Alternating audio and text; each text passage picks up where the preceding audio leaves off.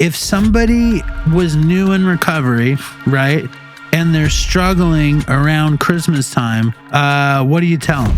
This is what I would really like to do, is help somebody. I think if you're listening to this now and you're sober, you have a desire to be sober. And more important than anything, as we know people who come and go, what do you tell the person who's new right now when they're thinking about a drink, they're thinking about a pill, and the pain is so great that they just want to smoke a vape with some fucking THC? How down and out did you get in addiction and alcoholism? Everything. You know, if I could take my bottom 4 years and take the very bottom, I slept till noon or 2 o'clock, even 3 o'clock. We lost a lot of people last year, okay? We were at DopeyCon, and like your dad said, those people that died, like, I don't want anybody to die.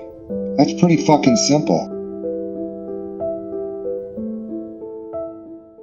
Hello and welcome to another episode of Dopey. It might be the Tuesday Patreon before Christmas. It might be the Friday you before just Christmas. said it's not even going to be the Friday, no chance. You look How at could it. You don't have a microphone. How could it be? Jesus, it's about content. Listen to your old shows. They sound terrible. Yeah, but I've become quite a stickler for if sound. If this is the best show you've ever had, you wouldn't put it on Friday? If it's the best show I've ever had, I will put it on Friday. It's not gonna be. Welcome back, Sugar Bear John Bukaty. How are you? I'm great. I feel like Norm Macdonald or somebody who just is a replaceable person when something doesn't falls through for you. Why are you not? What? Can you get in the frame? Half your I'm face. not in the frame. No. When I look at it, it looks like I'm perfect. This is my border right here. Now you're in the frame. Before you were like perfect? This. Before am I in the frame right now? Look. You know what? I'm looking. Yeah, you need to pull those nose hairs, dude, or trim them. Jesus, like an 80-year-old man who has hair growing out his ears. I was with Gabby Bernstein like this yesterday too. That's all right. She's amazing. All right. Welcome to the Christmas special. Not holiday? No, it's the Christmas special. Actually, Hanukkah starts next week too. I mean, but it's the Christmas. We don't do holiday specials. All right, you're Jewish. We do Christmas specials. It's because I was raised on the television, and if you're a television person, the Christmas special is where it's at. The holiday special is bullshit. Okay. Now, John, we were supposed to talk about recovery in the holidays. We're supposed to talk about addiction in the holidays. You said you had a good story, but as we were getting ready for everything, I got an email, a Christmas Dopey email, and I'm going to read it. Are you going to listen? Yes. That's good. It says, "Hi, Dopey." That's rare. Usually people say, "Hi, Dave." "Hi, Dopey. It's been years since I engaged." Are you paying attention? Yes. "It's been years since I engaged in any debaucherous and fun behavior that would make a good story. I successfully learned how to be boring and responsible. I wanted to share a nice, festive Christmas holiday story. Like many, but not all addicts, the holidays are usually traumatic, triggering, and something to avoid. It was something deep and confusing that I couldn't disarm myself. I liked going to my uncle's house. At least he had good beer and was a super nice guy. Maybe I would get a gift of something that I could return, get some cash, and get high with.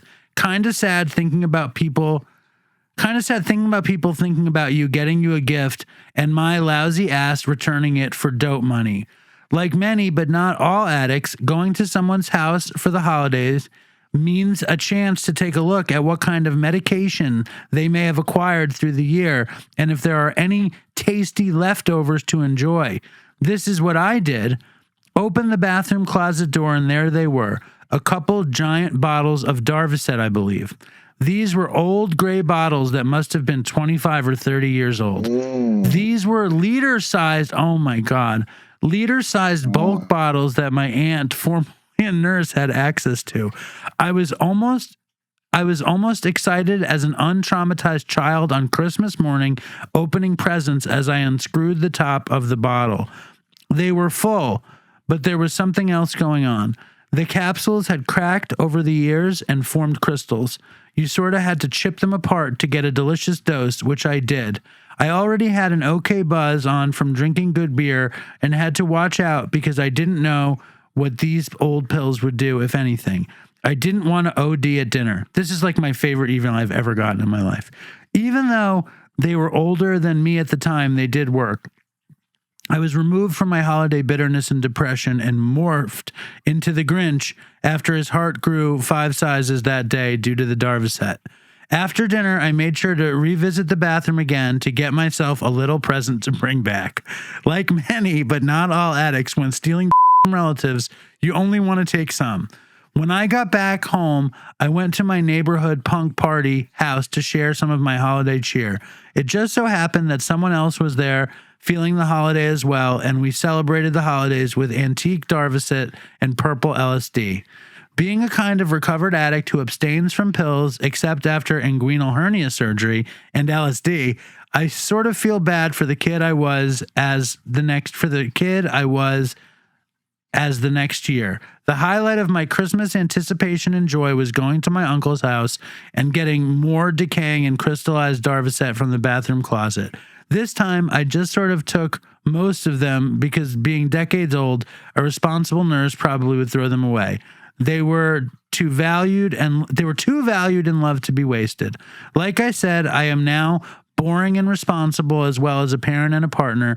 Despite the toxicity and violence that my parents paired with the holidays decades later, I have found some of the joy of the season. I have healed enough to not ruin them for my kids, unlike what happened to me. Plus, my partner is an absolute nut about the holidays, and I would be the biggest asshole in history if I were mopey. So now they are something to look forward to, even without the giant bottle of pills and good beer. With that, I hope you and anyone else who might hear these words has a good holiday of your choosing. If you are like I was and holiday avoidant due to bad experiences, please do something kind for someone else and maybe even yourself this season. It can be very tough, but it's something many of us push through without resorting to unhealthy impulses. It really sucks. Just eat a pint of Ben & Jerry's. That shit will knock you out and you won't get arrested. Thanks for doing what you do, and happy whatever you might celebrate. Jim Cougar Camp. If you use a name, use this one. This is one of my favorite emails I ever read. Okay, go ahead. Why? It's got it all. You know, holiday cheer, old bottles of Darvocet, the joy of discovering them, then going to your punk friends and them having purple LSD. What's the point of Darvocet if you're having purple LSD? It's bacon bits compared to a smorgasbord when you have. I would imagine. I never got to pair opiates and psychedelics. I didn't. No, I never did. I didn't either. So I would imagine, if I was to imagine, I would imagine the feeling of the opiate would be this rush of good feelings. And then if I took the LSD, I would probably feel guilty that I took the opiate and the LSD. But I can imagine if I didn't feel guilty about the opiate, that it pairing kind of nicely. And real quick, Dopey Nation. Go ahead. It all sounds like a shit show. It all hold on. Before you ruin my holiday fantasy, Dopey Nation, if any of you have ever paired opiates and hallucinogens, please send in an email or a voicemail. Yes, John, let's get back to the voice of reason here. I have a head full of AA. All that sounds terrible because when I see, a fantasy, I see the end of the story now.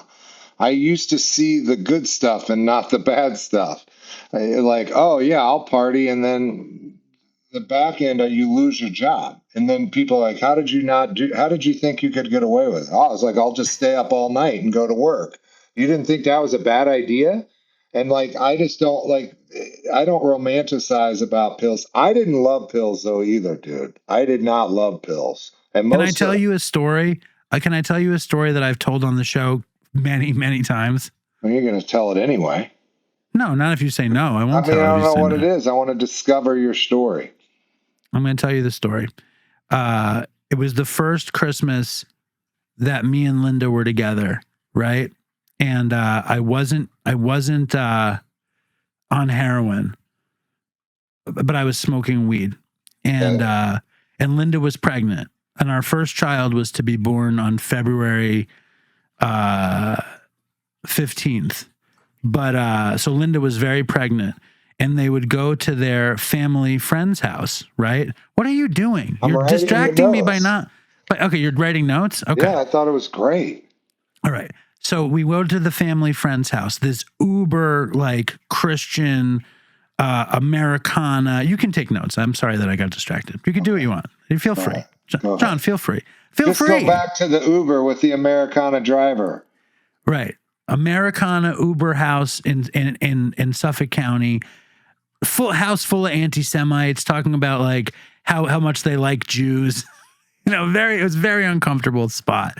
And like real like Americana Christian mac and cheese and green bean casserole, really good food, but food that I was not like familiar with really. And also I'm not a drinker. Everyone's drinking. I'm not sober. I'm not a drinker. I didn't smoke weed to go to the party because that wouldn't make sense. I'm with Linda, her parents, her brother, and a house full of strangers I don't know. I barely know Linda, and she's pregnant with my child, and I'm not sober. And I get there, and I'm very uncomfortable. I'm like, what is happening? Where am I? What is this life? And I go to the bathroom, right? And I had been a heroin addict for many, at that point, 10 years I was a heroin addict or something. And I never went to a house and went in the cabinet and found anything. And I don't even think I was a big cabinet explorer because I wasn't really going anywhere. I stayed home and did. Right. I went to this house. I climbed the steps. It's all wood panel with like cuckoo clock shit, very holiday shit. And like very perfumey evergreen candle smell in the house. Sure. And I get to the bathroom and it's beautiful. Like the bathroom floor is carpeted like granny style and shit. And I open the medicine cabinet and there's a bottle of Percocet, a bottle of Klonopin, and a bottle of Xanax. And I almost fainted. I was like, oh, I couldn't take it. I couldn't when I read that Darvocet story, I'm transported back to this moment of my life, which is probably top 10 moments of my life. Now top what? 10. I take them. All of them? Yeah, I take them. I don't take all the pills. Take a little bit of each one and just mix them together. I take like maybe 7 or 8, and they're big bottles. I take maybe 7 or 8 of each one. And put them in your fucking mouth? No. I put them in my hand. So I leave with like 21 pills. Oh my God, that is such an addict right there. I take 3, then I take the rest, and I put them in my little pocket of my jeans, and I have the greatest... Pocket? Yeah, greatest night of my life. And then when I get back to their house, Linda's house, I take all the pills and I put them in my backpack in a special place so I wouldn't lose it. And I think after that, Nora was born. I relapsed full on heroin. Linda leaves me, and I think I'm banned from Christmas that year. Did you make a fool out of yourself at the party? No. I was chilling, eating, hanging out, just happy as a clam. Then the next year I went to my friend's house, pocket full of heroin, left there early, was bad. Then the next year I was clean and I went back to that house with Linda's family. And I tiptoed back to the medicine chest and I opened it up and the bottles were still there. No way. And I didn't take anything. Oh, were you sober? Yes. Well, that's a great story. There's a lot of back end, though. It's like experience, strength, and hope. That's a good ending. You're a healed, recovered type of person. I wound up going back. Who loves swimming in the fantasy past of the opium-filled lake. What does it mean, John? Because I'm with you. I don't want to go take I really enjoyed taking the Oxycontin or the oxycodone for my hernia, though. I really Because you enjoyed were in that. fucking pain. That's why you were in pain. You don't, and it covered the pain. It's all relative. Like so many people I know don't even talk about addiction as much as they talk about the trauma underneath it. Now, I think that there's a lot of addiction patterns that are infused in us through muscle memory and go-tos and holidays and families and everything. But underneath this, remember, it says it in the book, it's like it's at the core of our, behavior, which is that it's our trauma. That's what we're covering up. And when Does you it say were, that in the book? I don't know, I didn't know, I'd never, it says something about like once That's we what get Gabor so, Mate is sure of, that I know, that and it's same just with trauma. Gabby, yeah, but I do think yeah, I don't believe like this huge, you're born with the gene or you're not. I just don't. I think I don't. I used to. I thought, oh, I got the gene and she didn't. It's like, but she's still having 6 beers. So, Right. and like her idea of an alcoholic is that she can have a glass of wine. I'm not going to say my brother's name, but he was on in the car the other day and I was telling him we were going to the Chiefs game. I was telling him about this guy who drank vanilla extract and then he got addicted to kava. And I was like, guy, the guy's just an addict, right? He can't even not drink anything in front of him, even when he's sober with a house full of nothing. My brother's like, man, some people, they just have to have it. And I'm like, he's on his fourth beer at 11 a.m. Like, he doesn't, like, people that are, they think that alcoholics are like, gutter people that are live under a bridge. This is a spectrum, and underneath it is trauma. And sometimes trauma doesn't get triggered till you're 40, and all of a sudden you're drinking, in a way that's understandable or accepted, and then all of a sudden your dad dies, and all of a sudden you're shooting rumplements Well, I think like it can on a come Monday later. morning. It can come later than 42. Damn right. Like Come that it anytime. comes back. I know somebody who's older and they had an epiphany that they were molested as a child in a church in their 60s. You know, It like happened. exactly. And I subscribe to the trauma as sliding scale kind of idea, that there can be something that affected you way differently than it would affect me, or vice versa. I just Right. did this interview at my dad's house with this guy who was homeless for 4 years in Kensington. And after we talked, his talk went way long. And after we talked, he started talking to me about the street. And I didn't really interject in the interview at all, but I was like, dude, like if I was home, I don't think I would have been a addict if I was homeless. I've said it many times. I don't think I would have been addicted to heroin if I didn't have a cable subscription. Like that's how I like to live. I wasn't like a down and out junkie type. I was like a bougie comfort junkie type. Like how down and out did you get in addiction and alcoholism? Me? Yeah. Oh, everything. For I if I could take my bottom 4 years and take the very bottom, I slept till noon or 2 o'clock, even 3 o'clock, and then I was like, I mean, I was a zombie for an hour. Maybe got a bong hit, maybe got some water, maybe took a walk to the to the to the gas station, and then 8 hours of TV. Those were 4 days out of the week. And then on the weekend, I would just be craving connection and party. And I would be, Chris Farley, like hyperactive, fun guy, sweating while I was drinking. And that was the cycle.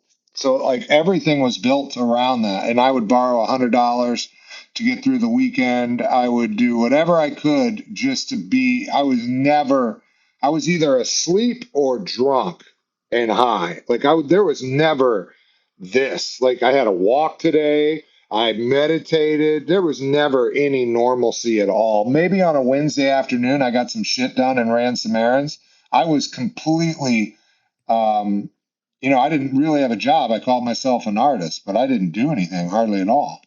Do you think you would have survived like homelessness? Do you think you would have stayed in alcoholism, addiction, and homelessness? On the streets? No. I'm too fucking spoiled. I would have found somebody's house. I would have manipulated someone to let me sleep at their house for a week and then gone to another house. I mean, I Right. was technically homeless. I got evicted and then went and stayed at a abandoned hotel that had a bucket to pee in. I stayed there for a couple nights. Then I'd go to my buddy's couch, and then I was a couch surfer, homeless guy for a few months. And then and then if I had to, I'd get enough gas money, drive home to my parents, and crash out for two or 3 weeks. And my dad would be like, "What are you doing? Like, what are you doing? You have a Do you think? gallery, or Do you think whatever it's? I would do." Do you think it's bad that I romanticized that guy's story? He's sober now, though. He's sober. I don't know. I Jim don't think Cougar it's Camp is sober anything now. that's bad. I think Jim Cougar Camp's a great name. I think. Yeah. Look, it feels. It feels good. Look, we have been sold the American dream. And the American dream was created by Coca-Cola and marketing that happiness comes from dopamine and instant gratification. And that if you crack open a Coca-Cola or if you shove a cupcake down your mouth or you do Ben and Jerry's, that feeling you get is happiness. That's a fucking lie. You know it's a lie. And we're still addicted to that lie. But true happiness comes through service, community, serotonin, not dopamine, and what it What's the feels like. difference? Once go on a walk for 3 hours and come back and you feel good for 8 hours the rest of your day. I guarantee it. That's serotonin. That's for the most part, and that's earned, and it's calm, and it's not exciting, and it's not a bubblicious commercial. And I was sold on, 2 hours of MTV. No, no, no, no, no, no, no, no, no, no, no. Woo! And then it was a bubblicious commercial for 30 seconds. And then it was a fucking McDonald's commercial with a fucking cheeseburger. And everything I thought that was happy was Wendy's, McDonald's, Coca-Cola, Mountain Dew. I thought that was happiness because they literally told you on the screen this is happiness. Not to mention, as a creative, they're making videos that are 5 minutes long that are incredible stories. So that's happiness to me, is sitting in front of the TV. What incredible stories are they telling though? I don't know. Some of those videos are incredible. The best McDonald's commercial. But hear me out. 1/2 hour, I get 6 short stories on MTV. I get 27 commercials that I want to buy. I feel like I'm not enough that I haven't. All I really needed was to go outside and fucking get my hands in the dirt and play some wiffle ball with 5 of my best buddies, which I also did, which also brought me happiness. But yeah, dude, this is all the pint-sized pill bottle is a total fucking lie, and you know it. Dude, like Mike Dillon says, the only time cocaine was good was the 15 minutes when I was fucking having a blast on the way to the dealer's house to get it. Then it was not. It wasn't good. It was anxious. And then all you do is plot how you can get another line. I would literally look at the plate and have a discussion. Should we do another line or should we wait? Yeah, let's wait. Should we just do one now? Should we just do one now? Or then go back to the dealer? Like everything was this game, and it was incredibly, unsatisfying. No, I hated it. We were talking yesterday, and we were talking about this Christmas special, and you said you had a good Christmas story. I have a good story. I can't remember it, but I'll tell it how it is. Me and my brother used to have incredible Christmas parties, and I lived in Kansas City. Hold on, is your hands on the keyboard right now? No, I don't have a keyboard. I think the microphone is on the iPad, and when you touch it, it gets muffled. No, I'm not touching anything. Can you hear me? Pick up the iPad for a second. Oh, you're thinking it's here? Is it here when I go like that? No. It's in my head. Here, let me ask you this. Does that make it louder? No, it doesn't. It's weird. It doesn't matter. These headphones have a shitty microphone. Give me a microphone for Christmas. You got an old one? No. No. Can I finish Tell me my the story. Yes, Okay. please. Me and my brother and I had started a party when he was like in college. And he used to have like 20 guys, 30. Then 10 years later, it was a huge party that we moved it out of his house. And I lived with my brother. And we moved the party into a local bar. And what we would do is we would buy the bar out, and Tom would buy like 3 kegs, and it would be free beer for the first couple hours. It started with 200 people, then it would end up with like 500 people like 10 years in. It was the biggest party. We were all in our late 20s, early 30s, because I got sober at 33.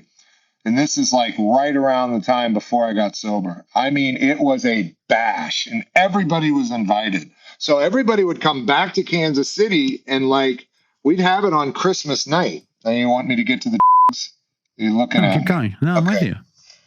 And so it would be a lot of debauchery because everybody be with their family for like 3 days, and they'd come in town, and then like the Fleming brothers, 3 of them would show up because they were just at their mom and dad's. They'd sneak off, and then all the parents would see us all year round and like, I don't know what you're doing over there at that party, but everybody ends up leaving me and my family to go visit you guys. And it was like such a great escape with all these Catholic people. And we'd go to a bar till 1, and then we'd go to his house with a DJ till like 5 in the morning. Well, one year the cops came like 5 times, and finally this guy gave me a little vial of the devil's dandruff, and I had, right when the cops came, I handed it to one of my buddies, so I didn't get arrested with it. I got pulled out of the front door, arrested on the spot. Then my brother came to bail me out, and they arrested him. So both of us were arrested, and we were banned from ever having a Christmas party ever again. Who banned you? The police and the judge. We had to go to court. Like, if you ever have another Christmas party again, we're going to arrest you. And of course, we planned it for like, we were going to do it. And then at the last minute, we backed out. Like, our lawyer was like, literally, do not have it. So, all right. So, but do you have sober Christmas parties or no? I mean, it was kind of funny watching my brother try to bail me out. And there was all these rolled up dollar bills in his pocket at the police station coming off. And How long did you stay? How long did you stay at the cops? Well, a couple hours. They bailed us out, and somebody else bailed us out in the morning, one of our friends. How much do you think the bail was? Probably like 500 to get probably nothing. Just, 500. I don't think, I mean, they were cool. Kansas City, Missouri cops are cool. Here, get back in the center of the frame. Is anybody watching? I don't know, but it's good to have it just in case. Now, so that was a dope of Christmas past. If somebody was new in recovery, right, and they're struggling around Christmas time, what do you tell them? I mean, this is what I would really like to do, is help somebody. I think if you're listening to this now and you're sober, you have a desire to be sober. And more important than anything, as we know, people who come and go, your willingness and your desire to be sober and mentally, are you chewing gum in the microphone and smacking? And No. you're talking about me? No, I'm not doing that. Okay. I just saw you, and anybody who's watching it saw you put a piece of white gum in your mouth. All right, keep going. I apologize. Okay. So if you have willingness and you have the desire to be sober, that's the juice. And we know that. And when that juice becomes more heavy and more beautiful than the juice that wants you to use and get fucked up, you're going to meetings. And that's when you start to get it. Because for me, while I was going to meetings or when I was getting sober, there was still a partier that was dying to get fucked up, and it just became bigger. So that's the most important thing. The other thing to do is whatever program you have, double it up during the holidays. Why? It's the darkest time of the year and everything goes inward. Trees go inward. Nature goes inward. Bears hibernate. We go inward, but we don't live in an inward world. We live in an outward world all the time. So that's why we have all these fucking Christmas parties and lights. We're trying to light up the darkness in this time period. And what we need to do is exactly that to survive is bring in the fucking light, more water, more exercise. I'll go to the two things. Okay. Let's do the healthy coping mechanisms. Dave, what are healthy coping mechanisms? Walking, talking on the phone with another addict. These are high vibrational coping mechanisms that are good for you. But even though you're covering up trauma, if you go jogging like a hyperactive fool at 4 a.m, you're still covering up some pain possibly, but it's working. All these things, jazzercise, aerobics, spin class, all these high vibrational coping mechanisms work for a reason. If you're freaking out about going to the family and you're a high vibrational kind of thing, then go do your fucking, go do your CrossFit class. Now, here's the second thing. If you need low vibrational things, because you need to calm it down, then go talk to Ben and Jerry. Go take a nap. Go fucking do your porn rather than use. If you're gonna use, then and it's either a fucking Percocet or porn. I would say go with porn because perk can lead you into a traumatic fucking relapse. And I just had my sponsee relapse, dude. It's tumultuous. It's heavy. It's like getting your fucking ass curb stomped by someone. It What takes happened? days. What happened to the sponsee? He fucking drank a whiskey Coke. Someone gave him a whiskey Coke instead of a Coke, and he's a musician. And he drank it, and he drank the whole thing. And then he had another one at 9 a.m. He's doing blow with his fucking dealer. And that's how it goes. That's how it goes. Like, dude, if you think you can try your aunt's eggnog with fucking Tennessee Williams in it, you're fucked up. Don't taste it because you're betting everything you've had. I can't bet anything on one fucking gummy or one fucking eggnog that looks like, the vacation antlers that are glass. I can't romanticize anything. I can't taste your 1985 wine that was $700 a bottle. I can't even have a sip. Hold up. I get all that. I get all that. No. I get all that. I know how the holidays, I know how people get fucked up. I have two more questions. I have a buddy who has 97 days today, right? He's divorced. He has a daughter, and his ex-wife moved from the West Coast to the East Coast. And he sees his daughter once a month. He was with her for Thanksgiving, and for Christmas, he doesn't get her for Christmas. So he's alone on the West Coast. His little daughter, who's 6 years old, is on the East Coast. He has 97 days. He doesn't have a sponsor. He's trying to get a program together. He does a few meetings a week. What do you tell him to do? And you feel the cold of, like what you said. It's the most wonderful time of the year, but it's also the Christmas time is here. That sadness, that deep melancholy. Yes. And we're all vulnerable for that deep melancholy. What do you tell him? Okay, I'm going to get trippy and hippie. If a tree, naturally, a fucking tree, the soil takes in and takes all the nutrients and sucks it out so much that the leaves dry up, they turn brown, and they fall off.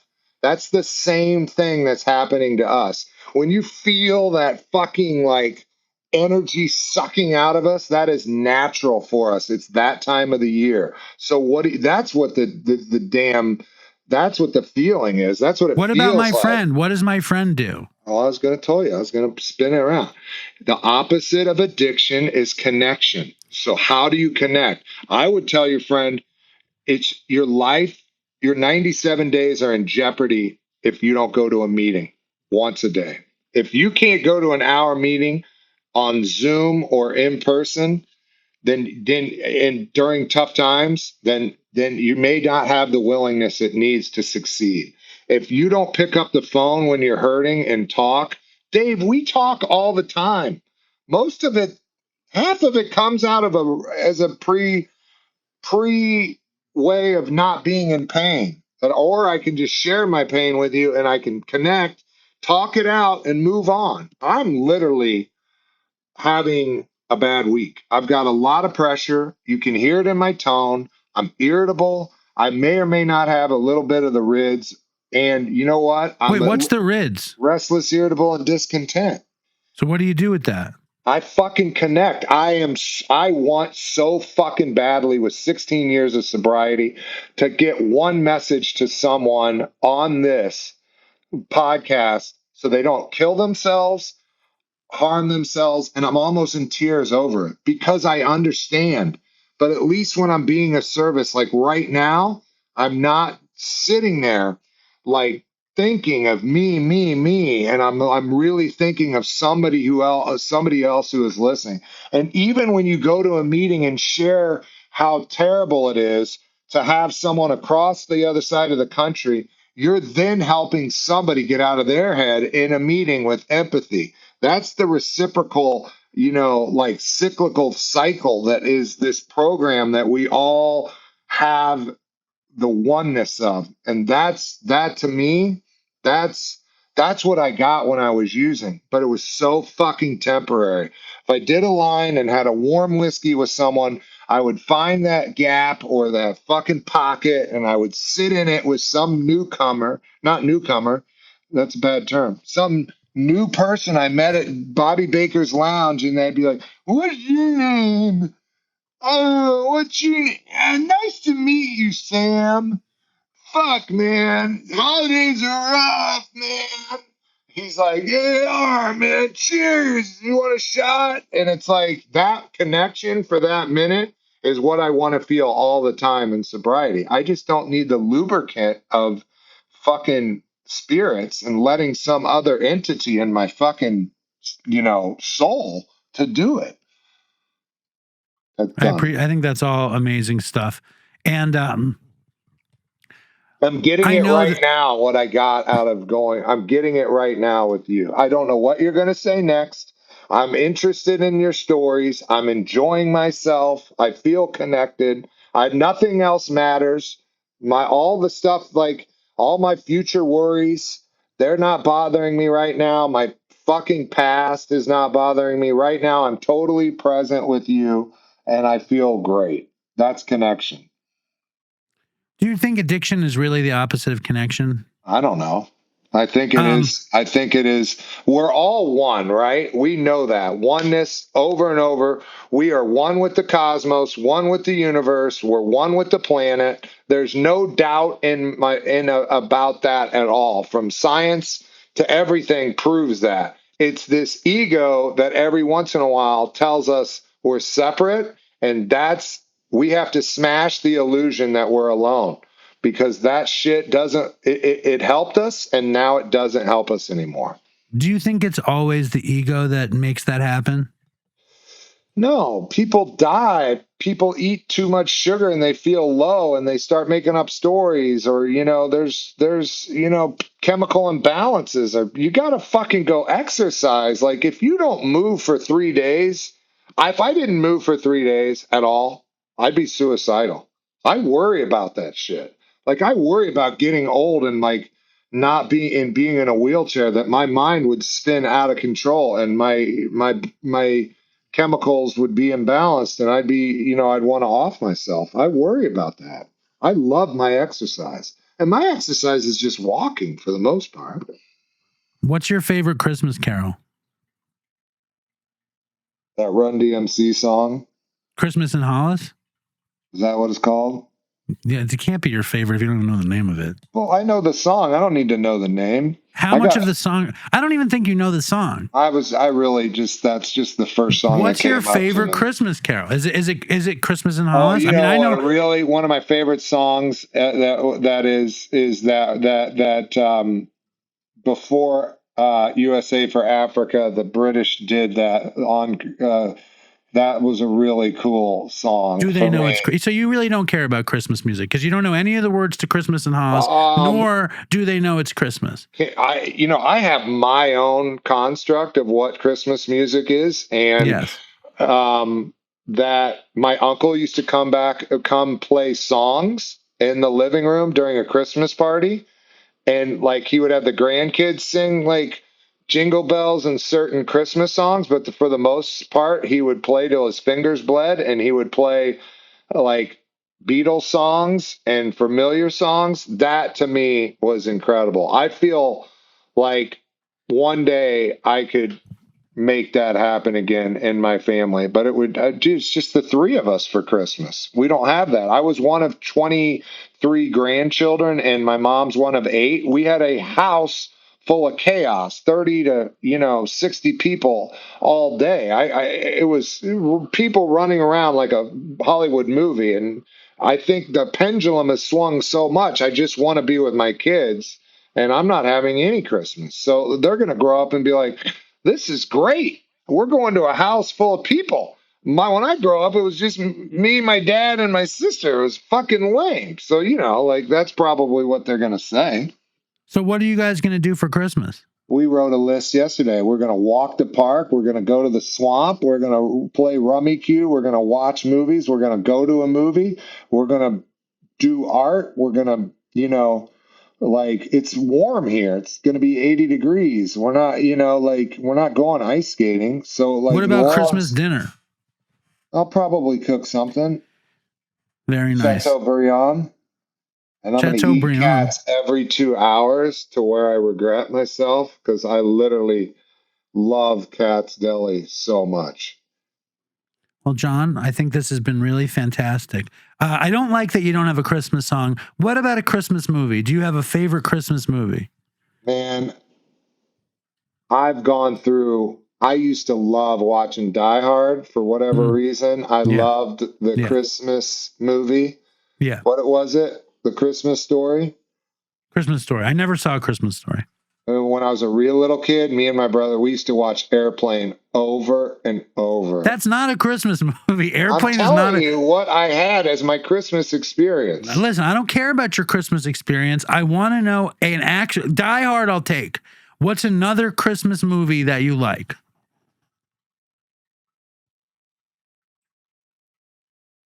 Christmas Vacation was great for many years, but National I'm over it. National Lampoon's Christmas Vacation. You're over it. Okay. Listen, John, I love you. I want to wish you and yours a very Merry Christmas. And thank you so much for doing our little Dopey Christmas special. Did you have fun? Yeah, I did. I got a little emotional. Yeah. Verklempt? When? No, I got a little hot because we don't look. Now I'll get verklempt. We lost a lot of people. Just think of Dopey. Get in the middle of the frame. Get in the middle of the frame. You're killing me with this shit. I'm going to make reels out of this. This is going to be very valuable. We lost a lot of people last year. Okay? We were at DopeyCon, and like your dad said, those people that died, I don't want anybody to die.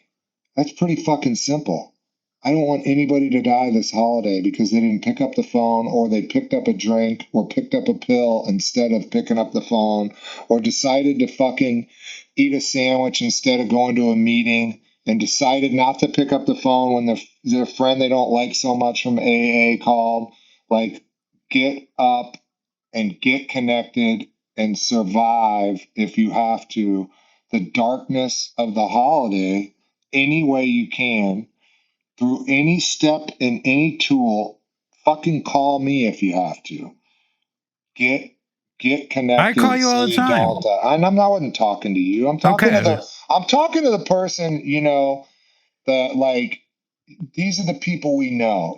They're too fucking stubborn to pick up the phone, and they're in with one foot in the program because all they really are is just practiced being an addict for 20 years. They don't know how to fucking be a recovering addict. And then it's just you got to pick up the phone, pick up the Zoom link, pick up the book, Pick up the big book. Pick up the healthy, not the. You're going to get the same result. It's just going to be longer. You take an hour walk, you're going to feel good for 3 hours. You take a pill that you're going to feel good for maybe a half hour, and you're going to feel like Depends on the shit. pill. It depends on the pill. I know. But ultimately, You know what I the mean. point is, I'm being too much. huh? I'm being too much. Like you can tell, I want it too much for other people, and it's going to cause like, don't tell me what to do. It's got to be attraction, not promotion. I think it's very beautiful, your passion, and I share your passion. I just have a weird streak in me that says people are going to do what they're going to do. I know in my reality, like that story about going into that medicine cabinet was glorious when I found, but ultimately at the end of that story, I was fucked up on and lost my family because I was on. In the end, when I went into that medicine cabinet and I saw the and I didn't take them, I went home with my family and had a beautiful life because I didn't take. Okay, that's the result. Now I want you to stand in front of those three pill containers. Why, at that moment, did you not take it? Why? Because that's really the moment. Those 30 seconds or two seconds or 15 seconds, you had a why. Why didn't you do it? Because I knew I was happier where I was than where I would be if I took it, and I knew that taking them would be opening the heart of darkness. And I've seen enough. You knew you would play the tape through, and you knew it did not have a happy ending. I didn't think there was any. I knew every aspect of what it would be. That maybe I would enjoy it for an hour, maybe not, and that every hour afterwards would be horrible, trying to get back to where I was before I was in those bottles. Great answer. What do you tell the person who's new right now when they're thinking about a drink, they're thinking about a pill, and the pain is so great that they just want to smoke a vape with some fucking THC and go riding on the slippery slide of the slippery slope? What do you tell that person? It's on them. You know, you can't, it's like, I don't tell anybody. I say, you do your thing. You know, everyone has to do their thing. Because if I tell them something. What if they say, hey, I need help. What do I do? I don't know how to fucking do anything else during the holidays. What do I do? I mean, I suggest going to meetings. I suggest reaching out to people, talking to people who are addicts and they're sober. I suggest doing all that stuff, doing all the stuff that we do. I mean, what I really say, if somebody has no time, if somebody has like an hour, I say call 3 addicts in recovery, go to a meeting, fucking learn to pray. And then if they don't know how to pray, I teach them. And you say you do this every day.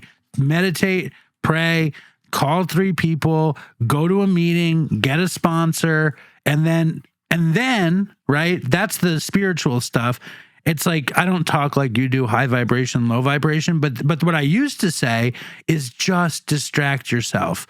Lock up hours, like figure out what are 2 hours you can get where you don't need to drink. How do you distract yourself? Like, did you ever see the movie About a Boy? Yeah, what was that about? It's about a boy. Was it the one? It was about this rich kid. It was about a rich kid who was an adult living in England, and he met a kid and he didn't have any responsibility. It's a great movie, but the guy is not an alcoholic or a addict, but he has no responsibilities because he's rich. So he figures out ways to spend his day. Like maybe he'll spend 2 hours watching a movie. Maybe he'll go shopping. Maybe he'll take a walk. And I tell people who are struggling not to use, just figure out how to fill up your fucking day. And then at the end of the day, be like, I made it. And then start again, you know? Yeah, and that's a newcomer too, right? But like there's a teacher that says if you're quitting alcohol, you better be aware that it's an exciting, fun-filled life. And it's right here. You better bring an exciting, fun-filled life to replace it, or you're gonna want to fall back into that. So there's a lot of truth to that. Like you have to replace alcohol with a life that's fulfilling and exciting. How you do that, you want to probably do it with serotonin more rather than fucking, dopamine. It's like it's great if you eat chocolate to replace alcohol. That'll get you through a couple 90 days, but like then you can't just do that every day or you're going to get fat. Like you have to keep replacing shit with good things that make you feel good. Good things that make you feel good. You know what that is. We know I encourage what people. that is. I just encourage people to try to have a good time, try to have fun, and then if you're actually a fucked up, horrible addict or alcoholic, investigate program stuff. But like, I refuse to be like, do this, do this, do this. I mean, I do that, but I don't like it for the show. Like, Yeah, because I feel like I was telling you what to do. Yeah, I don't like that. Nobody wants to be told what to do. I get it. What do I do? What do you say? What helps me? Right. Is walking the park. It's fucking amazing. I smell the trees. I see the birds. I see the swamp. It's fucking amazing. And nobody bothers me while I'm walking. And I feel fucking amazing for 1 hour because none of my worries, my ex, all that shit is off my mind and I just keep walking through life and like, oh, there's a 500-year-old oak tree. Oh my God, we're so lame. All right, John, enough with your gratitude. Jesus Christ, you're killing me over here. Just do me a favor. There's fucking 7 days until Christmas. Listen to some Christmas music and come back with a pick. All right? And I don't want to hear about any widespread panic, disco business, biscuits, whatever. I guarantee you didn't listen to the 2 songs I sent you. You're right. I did not yet. That's bullshit. That doesn't mean I won't. Doesn't mean I won't just because I haven't. Just because I haven't. You asked me for 2 songs and didn't listen. I didn't ask you for the songs. You said I want you to listen to You got to listen to widespread, man. You got to listen to widespread. You said you hadn't listened to 1 song ever. Yeah, I feel pretty good about that. All right. I feel solid in my lacking. Widespread is a terrible name. What's the word for a year? For your year coming? What do you mean? Give me 1 word for the year. What are you doing here? What do you mean? 2025. What do you mean? What's your year? What's your word? I don't want to be word. What's your word? My word for this year was grace.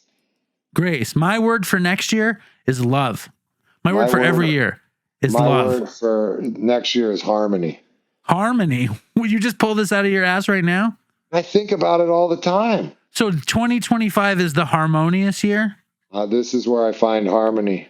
Is it? Well, let's see. What's the Chinese animal year of it? Do you know? No. So let's find out. And then we're getting off this fucking call.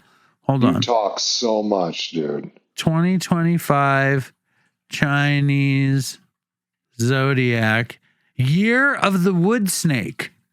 Never heard of it. Well, now you have. It is the year of the wood snake. We'll have you back for the New Year's special. You better not be so fucking preachy, though, John. Jesus Christ. It's like, Jesus, man. It's Why like, can't you get anybody else? No. Why do you keep leaning on me? I love you, John. I love you, John. Oh, my God. People are going to hate this. Merry Christmas. You just had me on Patreon either. Your Patreon sales are way down if I'm your regular. Why don't you say thank you, Dave? I really appreciate you thinking of me. You have all these nice things to say until it's about me, and then it's negative stuff. It was really negative about me if you really think about it. It was self-abuse. Well, I think you should learn to love yourself. That I'm a part of the Dopey Nation and that people send me nice messages. Stubborn people like myself. Yeah. What do they say?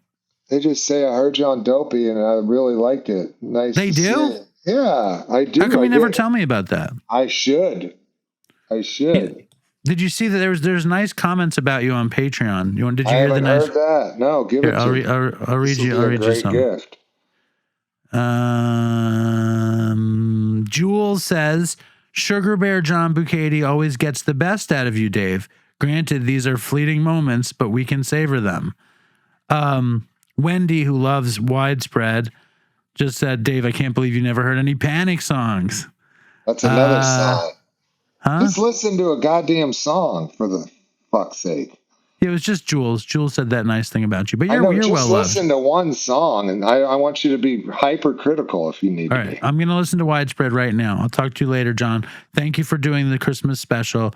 Say Merry Christmas to the Dopey Nation. Merry Christmas, Dopey Nation.